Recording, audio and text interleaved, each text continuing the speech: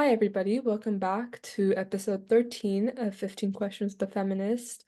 Today, our first question is, what is your name and what is your role in the menstrual health activism space? Hi, everyone. So great to be here. My name is Sarah McClure. I am the executive director of Flow Forward NJ. We are a nonprofit based in Southern New Jersey that works with menstrual equity, so providing menstrual products, education, all that sort of stuff. Cool. And when did you first get involved in this space? I first got involved in 2022. It was right at the beginning of 2022.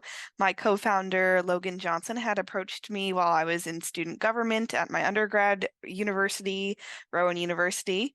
And she said, I want to do something with period poverty. And I was not super familiar with it, but I had previously done work with food insecurity and I wanted to branch out into the menstrual health space.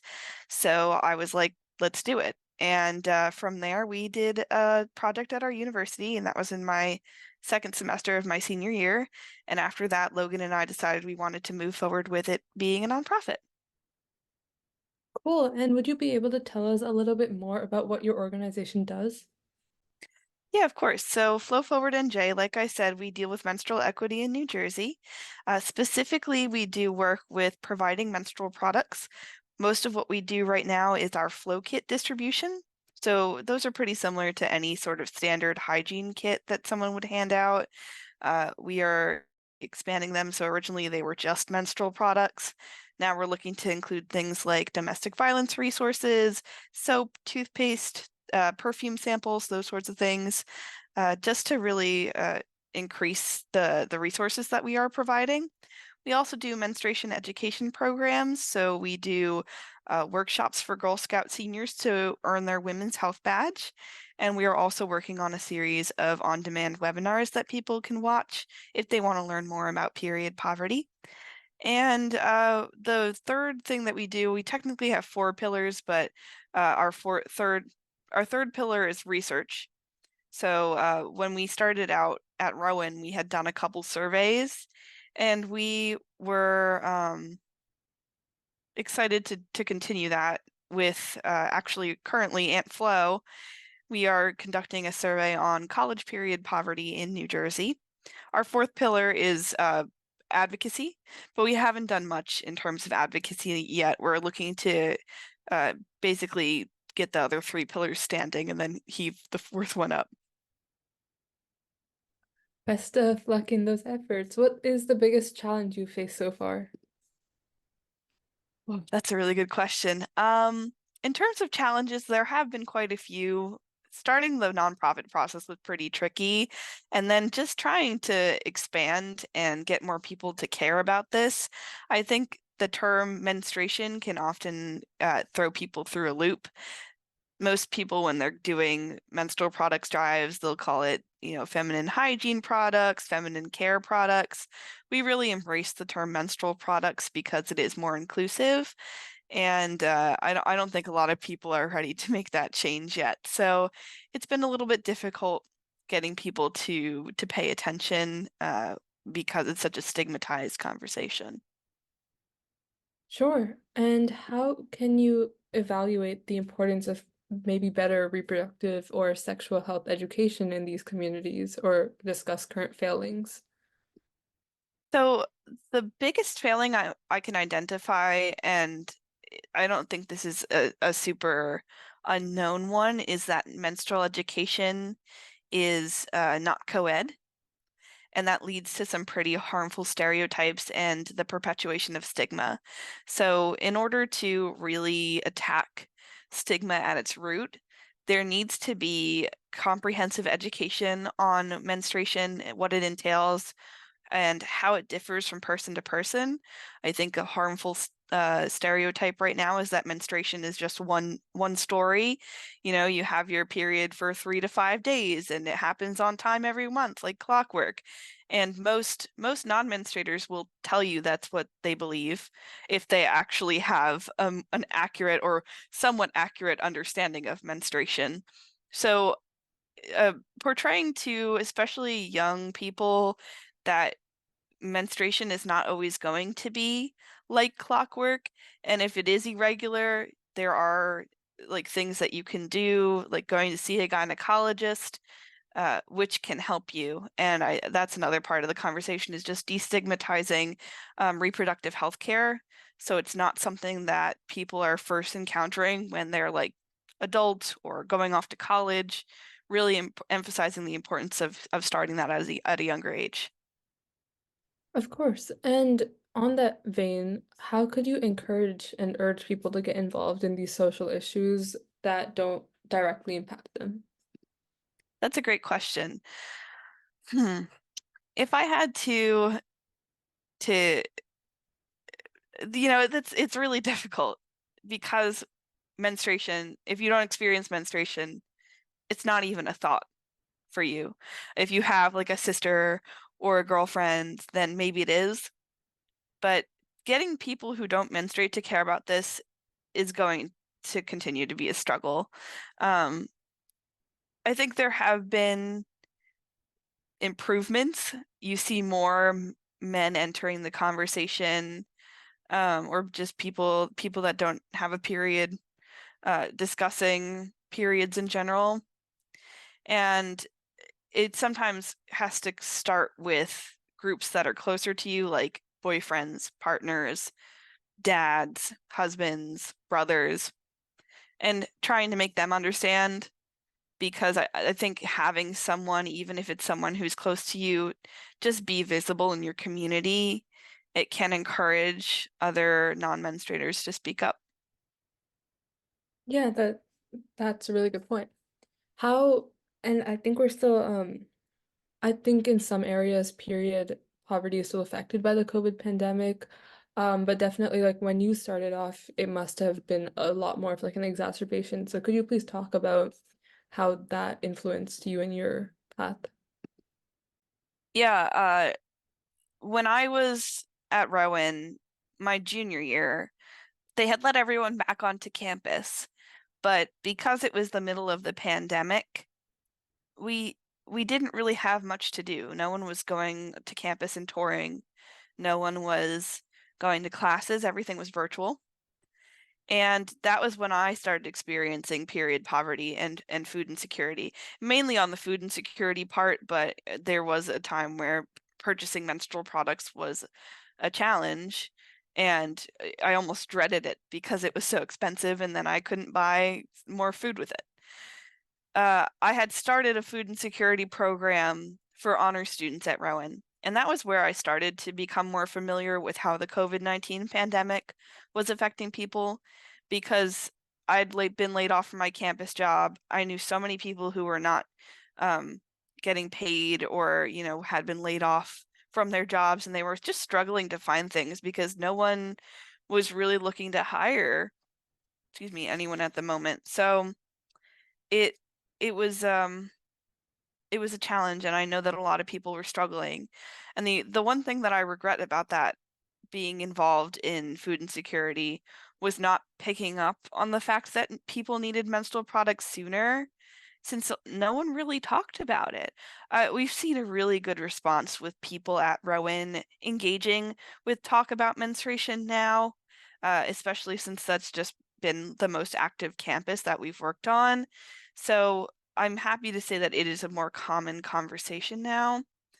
But COVID, I mean, it was so harmful in so many ways. And part of that was the feeling of isolation. Even if we were connecting over Zoom in group chats, it was hard to say, I'm struggling and I need help, especially around something as stigmatized as menstruation. So when we started Flow Forward, I think there was like a breath of relief from students at Rowan that they had a place to share their stories. When we did our research, we provided a place on the survey for people to share their experiences, and that was really eye-opening and enlightening to hear the experiences that students had and finally give them a place to tell them. Wow, that's really interesting.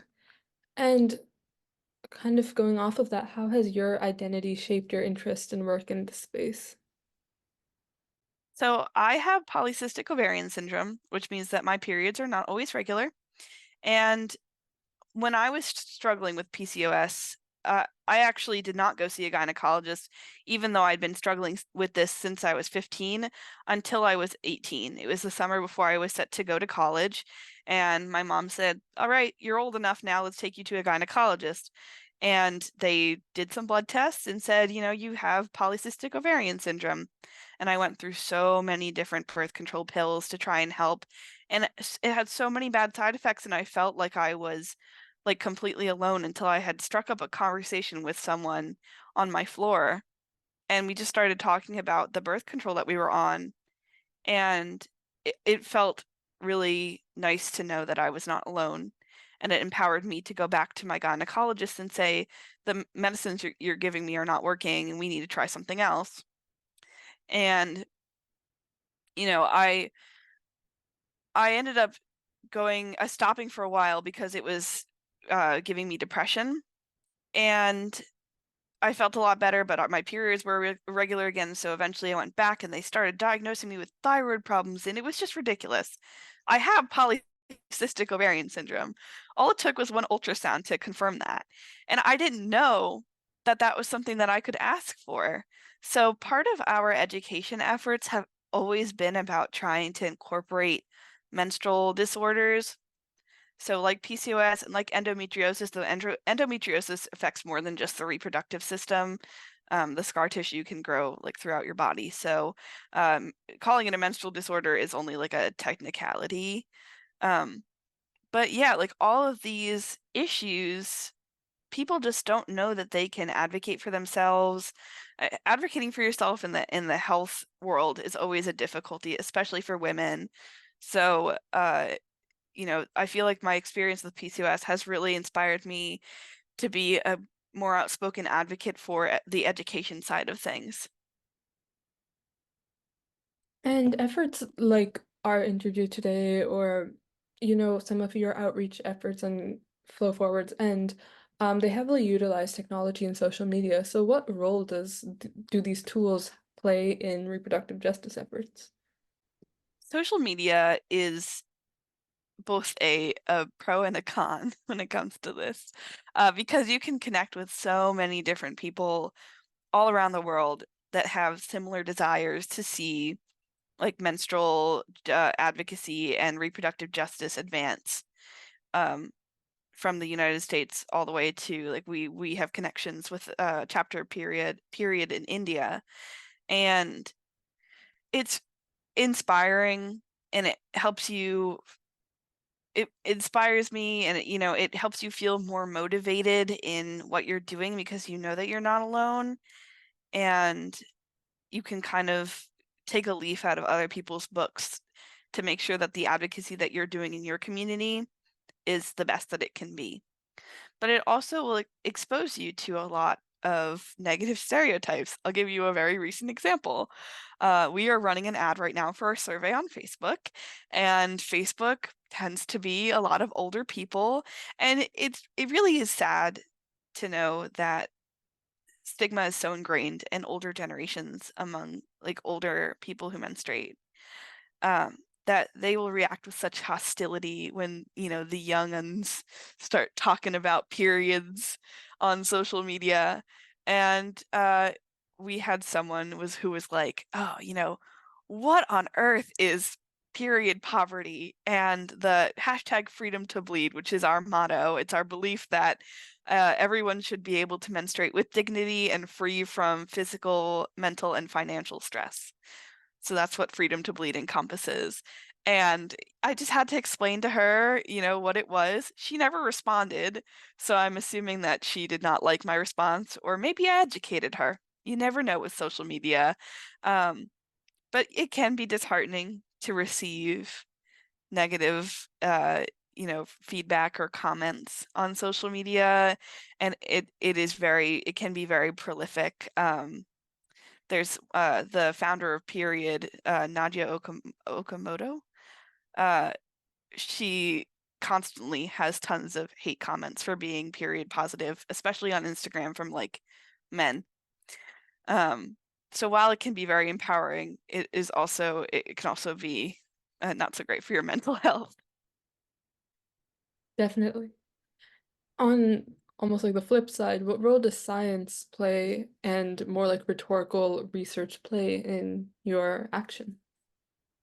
Uh, Science, not so much because we don't have the facilities to really conduct scientific research. Oh, we would love to, though. I mean, there really has not been enough scientific research done on reproductive health as it affects women and, menstrual disorders. They're just I still can't believe that the only thing that you can really do for PCOS is taking a birth control pill, and if it doesn't work or you have bad side effects, you just have to take a different one. So, as much as we would love to do scientific research, right now all we can do is really qualitative,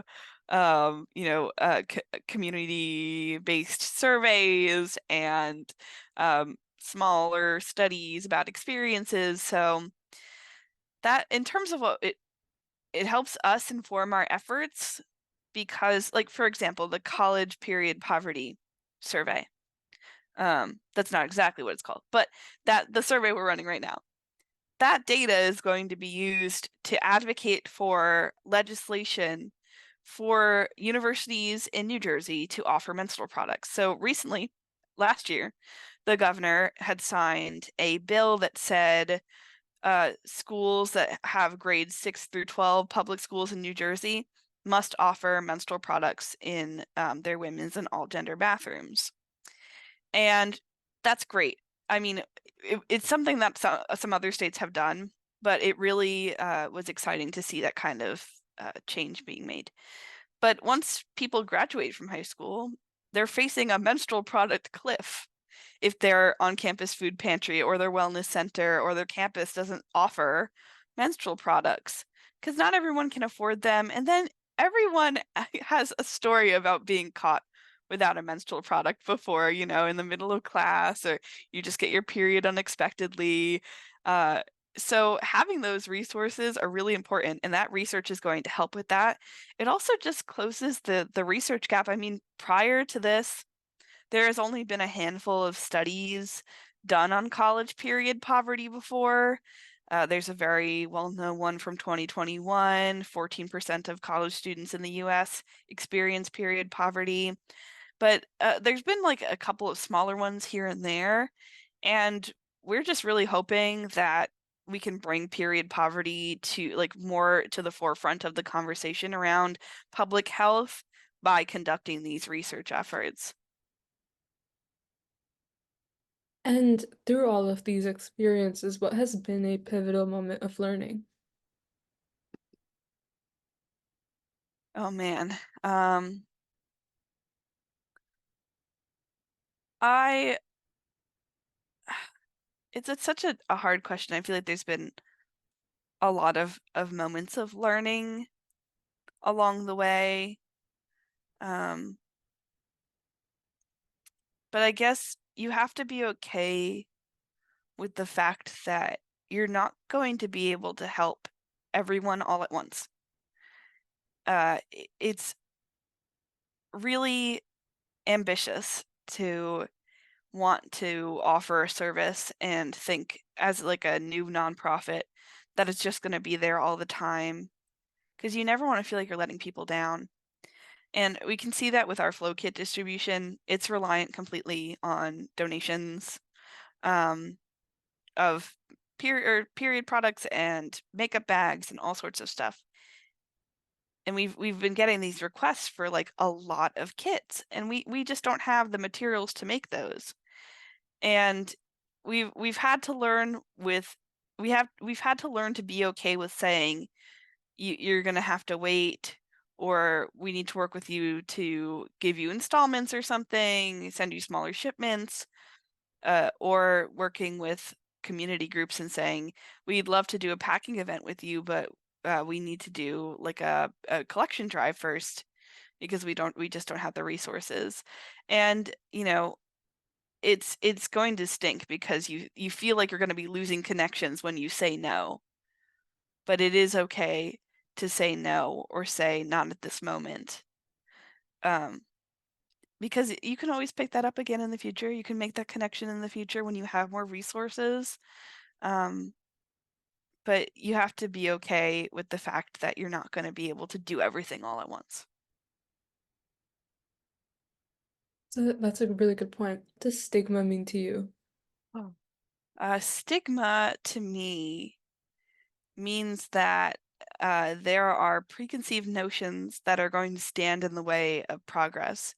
And us as an organization will have to actively dismantle and knock down those perceptions, those preconceived notions. And in order to make progress, we're going to have to knock those down.